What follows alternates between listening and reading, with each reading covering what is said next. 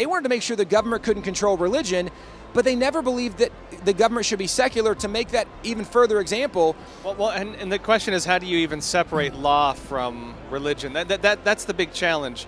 How do you maintain a moral society, and how do you maintain the idea that our rights are given to us by God?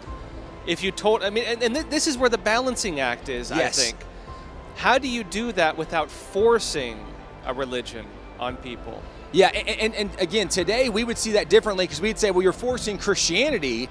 And I think for the Founding Fathers, they'd say, but we're not making you be Anglican or Presbyterian or Baptist. And so I would see a little bit of a difference from their perspective. But again, even in their education system, they encourage the Bible to be used as a primary reader in early education, but they didn't make anybody believe in Jesus.